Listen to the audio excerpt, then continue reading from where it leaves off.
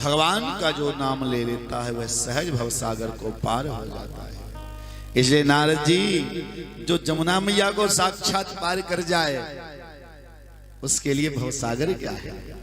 इसलिए नारद जी आप निश्चिंत होकर जाइए, भगवान शिव के धाम को जाइए और शिव के धाम को जाकर के भगवान भोलेनाथ जी के नाम का सहारा लीजिए, आपका पाप दूर हो जाएगा। जपहु जाय शंकर सतनामा, होई है हृदय तुरत विश्रामा। शंकर जी के 108 नाम का जो नित्य जाप करता है उसके किए हुए सारे पाप दूर हो जाते हैं। इसलिए शिव के अष्टोत्तर सतनाम का पाठ करना चाहिए, 108 नामों का पाठ करना चाहिए। नारद जी महाराज अपाद मस्तकम सम्यक भस्मनोद्धूल्य सादरम, सर्वश्रुत सुतम सैप्यम, मंत्रम जब षडक्षरम। नारद जी ने त्रिपुंड धारण किया, भस्म लगाया और भस्म लगा करके भगवत प्रेमियों स्वयं नारद जी महाराज षडाक्षर मंत्र का जाप, ओम नमः शिवाय मंत्र का जाप करते हुए गोकर्ण तीर्थ में जाकर, काशी में जाकर के भगवान की दिव्य साधना की, बनारस जाकर दिव्य साधना की। भगवान शिव बनारस में नित्य निवास करते हैं। ऐसे भगवान भोलेनाथ जी की अद्भुत यहाँ पर महिमा बताई है। और नारद जी भगवान शिव के नाम मात्र से पाप मुक्त हो गए। इधर भगवान ब्रह्मदेव कहते हैं, नारद इस प्रकार आपको मोह हुआ था जिसके कारण आप आज शुद्ध हो, भगवान शिव के नाम से आप पवित्र हो गए हो। महाराज तो सृष्टि में आप आए, हम आए, उसके बाद कैसे सृष्टि का विस्तार हुआ। नारद जी से ब्रह्मा जी ने सृष्टि का विस्तार बताने लगे। सर्वप्रथम मेरी कन्या हुई जिसका नाम संध्या था, संध्या को देखकर मैं मोहित हो गया।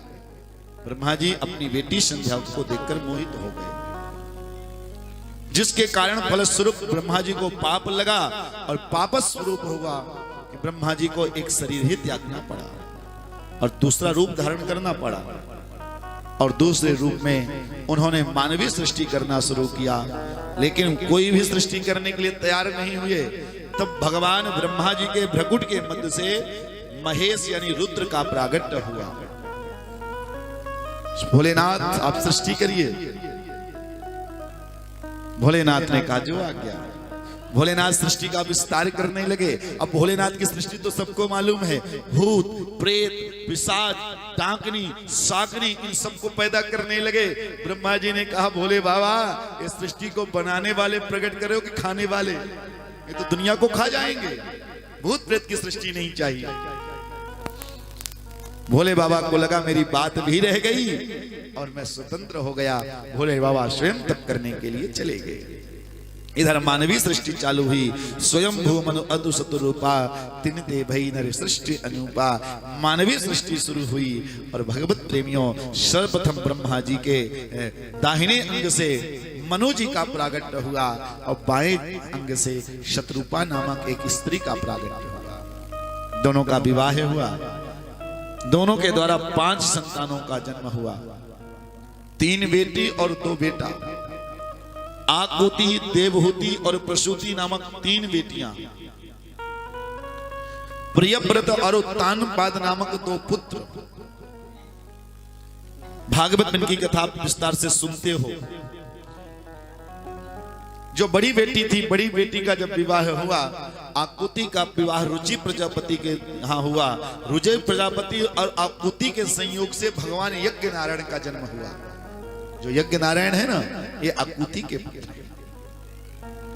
इसी में जो बीच वाली बेटी है जिसका नाम देवहूति है, देवभूति नामक बेटी के यहाँ भगवान कपिल का जन्म हुआ। यह भी कथा भागवत में हमने आपको सुनाया है और फिर सुनेंगे आप लोग। इसी धर्मशाला में 14 फरवरी से 20 फरवरी अभी हमने अनाउंस कर दिया। कल बात हुई, आज हमने आपको बता दिया, फिर सुनेंगे। हमारे हनुमान प्रसाद जी और संजय जी सब लोग मिलकर उत्सव क्या है उसी समय बताएंगे, किस उत्सव के उपलक्ष्य में होनी है। तो उसी समय चर्चा करेंगे। लेकिन 14 फरवरी से 20 फरवरी फिर यहाँ भागवत सुनेंगे। कितने सौभाग्यशाली आप। अभी शिव पुराण, फिर 14 फरवरी से 20 फरवरी भागवत, फिर 28 जून से 7 जुलाई फिर राम कथा 2023। सारी कथाएं आपको यहां पर एक साल में मिलेंगी। भोलेनाथ की कृपा देखिए। तो भागवत में आप लोग कपिल प्रसंग बड़ा विस्तार से आता है, वहां हम आपको सुनाएंगे। तो आपको सुंदर भागवत कथा में कपिल पाख्यान, जो सबसे छोटी बेटी है, जिस बेटी का नाम है प्रसूति, प्रसूति का विवाह भगवत प्रेमियों दक्ष प्रजापति के साथ हुआ। दक्ष प्रजापति और प्रसूति के संयोग से 16 कन्याओं का जन्म हुआ, 16 बेटियों का जन्म हुआ। 13 बेटी दक्ष ने धर्म के साथ ब्याह दी, बेटी बची 3। 14वें नंबर की बेटी थी जिसका नाम था स्वाहा। स्वाहा नामक बेटी का विवाह अग्नि देवता के साथ में किया गया, और अग्नि देवता की पत्नी का नाम स्वाहा है।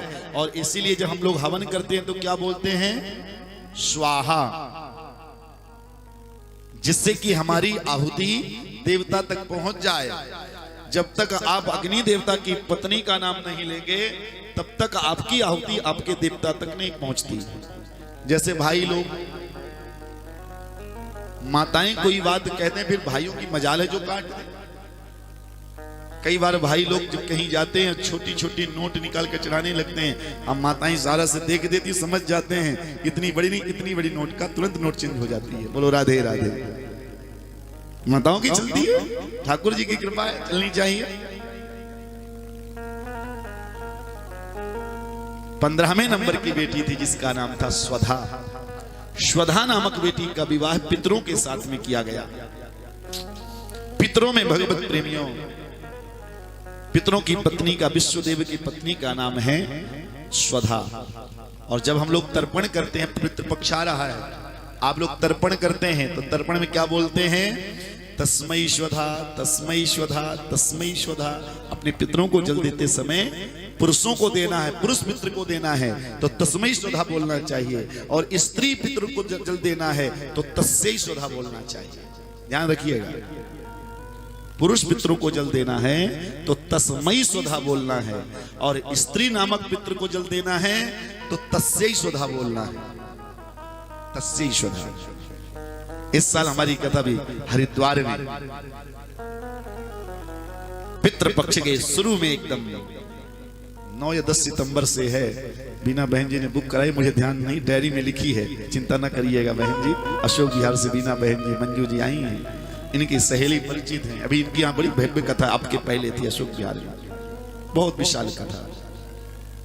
तो आज वो लोग आए हैं तो वही कथा। पितृपक्ष में इस बार गंगा जी में नित्य तर्पण और नित्य शिव पुराण की कथा, वहां भी शिव पुराण ही है, श्रवण होगा।